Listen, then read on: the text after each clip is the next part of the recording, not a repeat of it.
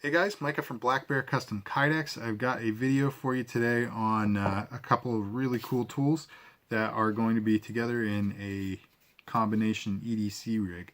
So here we have the classic Benchmade 940, one of the most popular folding knives of all time, and a Leatherman Skeletool.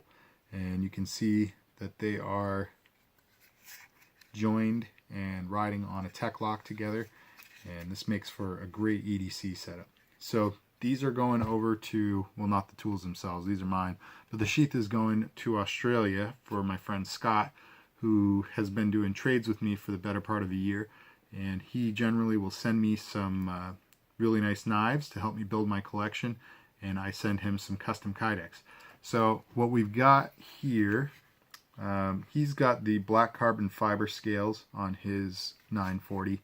So what I chose for colors were black, and hopefully you can see the distinction, but it's not black carbon fiber, it's storm gray carbon fiber. It's very dark gray, just to give you the direct contrast with black.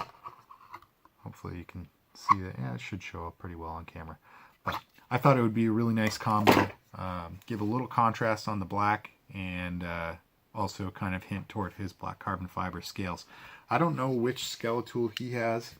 If I know him at all, I would say he's got the one with the black carbon fiber accents on it, but who knows? Might be just stainless.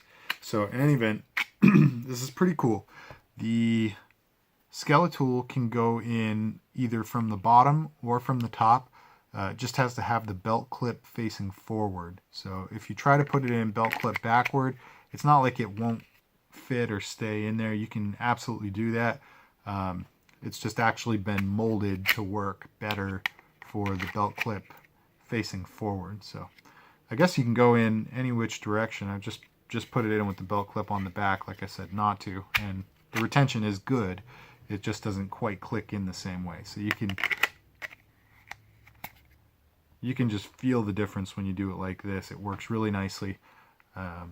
And from the bottom, just to make sure, if you wanted to carry it inverted, I actually built it with some proper click retention, so you hear it snap into place, and it's really solid in there. It's not going anywhere. It is a really strong hold on it, so when you want to get your tool out, what I would suggest is just kind of bracing your thumb on one side and just lifting, on the other side with your fingers or something like that.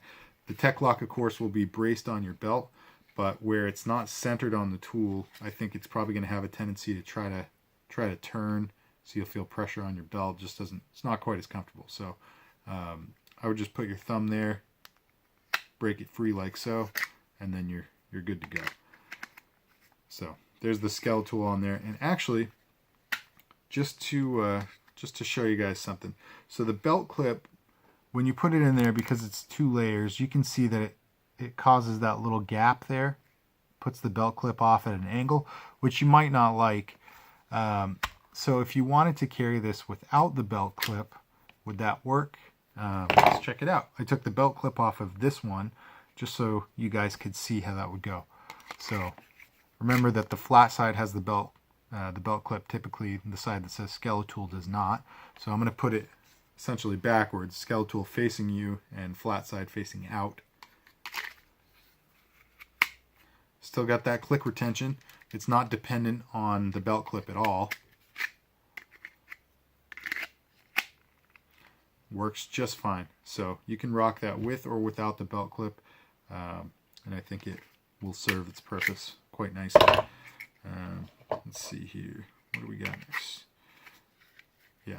I just flipped it around so you can see that it doesn't matter totally which side you have facing forward or backward or whatever. So this works in all directions. The only thing you can't do with it is put the fat end into the tube. That's part of the reason why it actually works out, is that both ends are smaller than these I don't even know what they're called, but the bolts that go through and create the access points for the tools on it. So those cannot pass through the tube, which is part of what gives it good retention. Alright, so the next thing on here is the Benchmade 940. And so what we have is my classic, well, I say classic. What we have is my auto open design, which has this nice locking mechanism on it. And this is a creation of Kevin Robinson at Thai Tactical. I just want to make sure I give him credit when I show this off. Kevin is an awesome guy and makes really fantastic Kydex sheaths, and he invented this concept where you just sort of use a piece of Kydex to create a lock that pinches your sheath so that the tool that's in there can't come out, or at least not with any reasonable amount of force. You can get it out, you just really have to exert an extreme amount of force on it before it'll break that lock apart.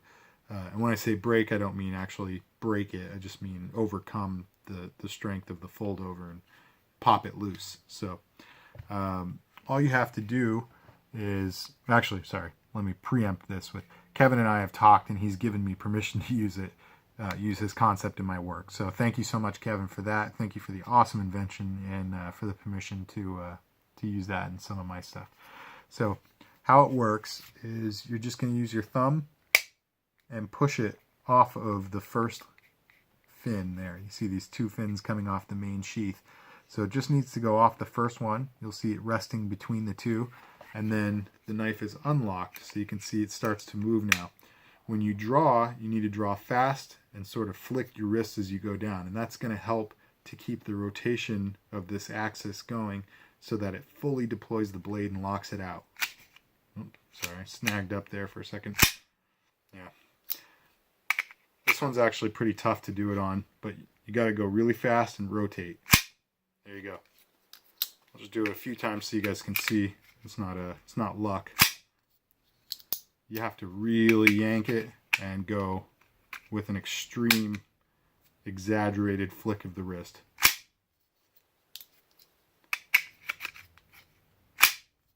But it does work really consistently if you're doing it properly. So, like anything, you want to train with the gear that you carry. Make sure that you're actually prepared to use it and able to use it if you ever need to. This one actually, what I do like about the fact that it's tough to get it to deploy is that it makes it easy. If you just, grip around the blade, you can pull it out without deploying it. So you don't have to always deploy your blade when you pull it out. If you want to, just have it out to use it like any normal person might, you can do that too.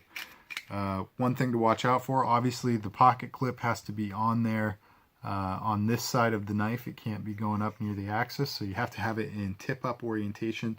And in this case, I know Scott's right-handed, so I set it up for right pocket carry, tip-up, which is actually the same way that I would carry it.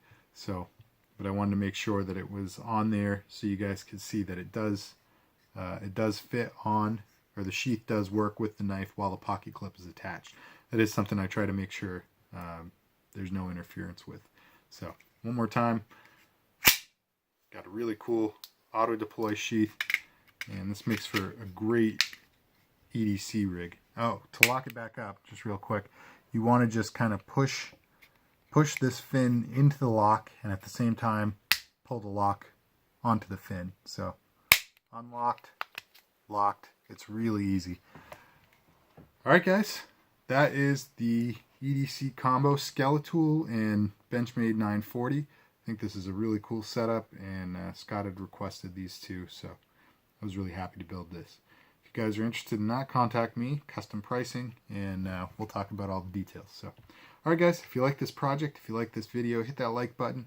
If you like my channel, I ask you to subscribe to it and share it with all your buddies. Comment down below, let me know what you think, and stick around for the next one. Thanks for tuning in, guys. God bless.